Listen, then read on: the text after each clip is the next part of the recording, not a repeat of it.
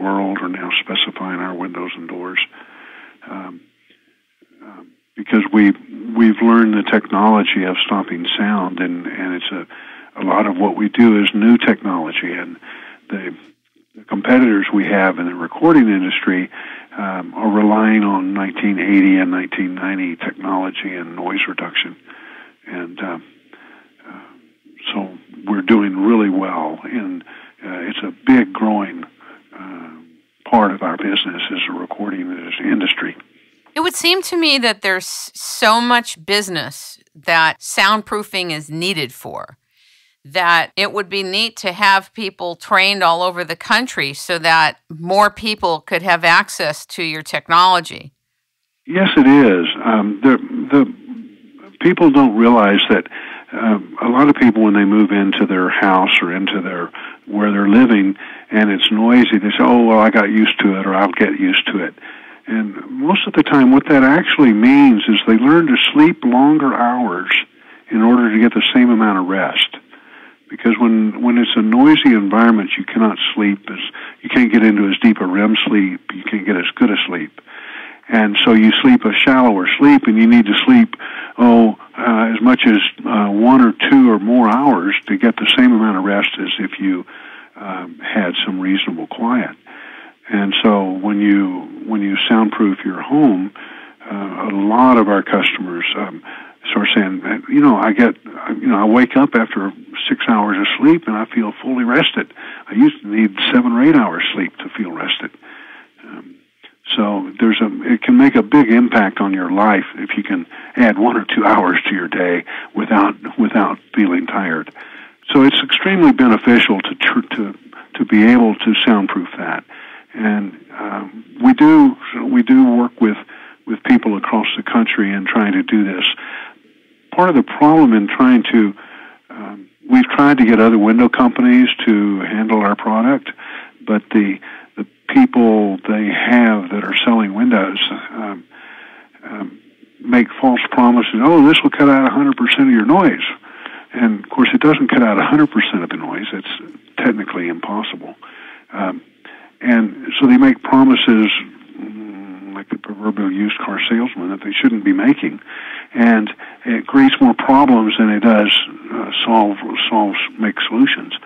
So we have problems trying to find people that are sufficiently educated or sufficiently knowledgeable about sound and noise to be able to talk to the various consumers and not make false promises or not promising the moon and the stars, but to actually give them a correct assessment of what they can expect. Now, I noticed that there's a safety component or there's a security component to the soundproofing. Can you talk about that? Sure. We use a laminated glass, which is like the front windshield of your car. 2 pieces of glass with a plastic layer in between, like an Oreo cookie. And so you've seen in the movies or what have you, you can take a baseball bat to your front windshield and it doesn't come apart. And so it's that same kind of glass that we're using in the home. So it's obviously more secure. It's harder to break into. Most of the time, the burglar or intruder would, once they see that they're going to have to pound in a window, they'll go to the next door neighbor or they'll go elsewhere, rather than continue to make a whole bunch of noise trying to break into your house. The way it's installed doesn't interfere with opening the window or keeping the window open, correct? No, it doesn't. Our windows function just like the existing window you have. So if your window slides up and down, so does ours. If yours slides left and right or swings out or in, ours does as well. So if your window's functional now, it will be functional with our windows. And thank you for asking that. That's a real common question that people have is, well, I want to open my windows. Well, you can. All the glass, if you have a big picture window, we put in a big picture window also, but our glass is removable so you can clean between the glass on, once a year or as often as you may need to keep the glass clean. That's great. How have architects and contractors received what you're doing? The architects in particular are very happy about it. A lot of cities are starting to put in noise ordinances and codes where they have to stop a certain amount of noise, and that can be very difficult to do in a lot of cases, especially since a lot of the homes are being built closer to freeways or train tracks and things of this nature. So the architects love it because they can now meet some of these more stricter codes in places like New York City and a lot of other places that are starting to get these codes. And builders the same way. The builders are just trying to do whatever they can to make their properties more appealing, but most of the time it's dictated by the architect and the codes. I think it's a great selling point for properties on a security level, on a noise reduction level, and also when you buy a home, even if you have a good feeling about your neighbors, you don't know what they're doing every day. They could have 5 dogs that are barking or 1 dog that barks day and night. Even the nicest people can be driven crazy, even people that love animals. So, yes, definitely. Have you had situations like that where people are ready to pull their hair out? They've spent all this money on a house and they can't function?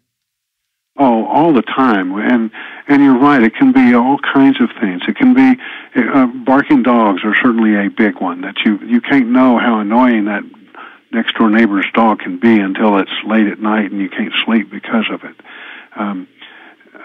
But there's all kinds of noise problems that you can have. The trains in the distance, the partiers and the neighbors and things of this nature. It's even foot traffic. People talking on their cell phones walking by. Foot traffic.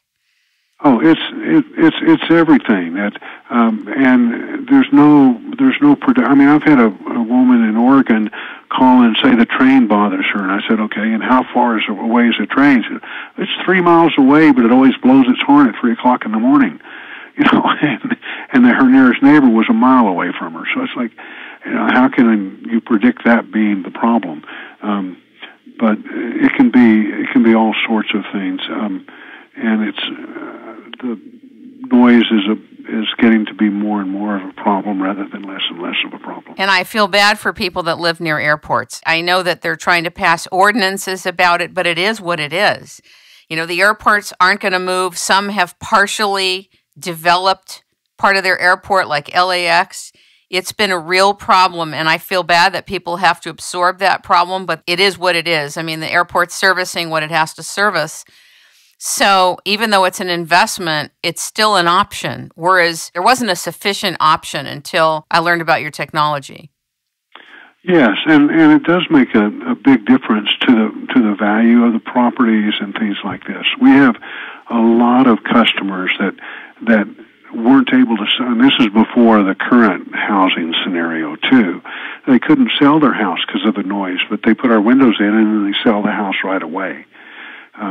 We've had customers that would that move into their dream house and they put all their money into their dream house, and then they call me that they're backed up to Highway 1, a coastal highway in California, or other highways and stuff, and they say, "Oh my God, it's terrible. We're sleeping in the master bedroom closet because of the noise. Can you please do something to help us?" Because they have all their money invested in the house and they can't do anything else, and so and we can do that and help them. On that same kind of a level, we don't. Most of the time, if you were to call, say, a standard window company, they don't want to talk to you unless you're going to replace all the windows in your house. And we'll replace the one bedroom window in your master bedroom. We don't require you to buy any, you have to buy one, but we don't require you to buy a household full of them. Although you frequently will come back and say, okay, I took care of my master bedroom, so now I want to take care of my guest bedrooms or children's bedrooms, and then come back later and do your den and living room and that sort of thing. It happens all the time. What's your perspective on wall insulation in general? Well, most people they're familiar with typical wall insulation, and you hear numbers like, oh, my walls, I have R13 or R12 or R15 R15 in my walls, and I have an R30 in my ceiling, things of this nature. And people don't realize that your windows,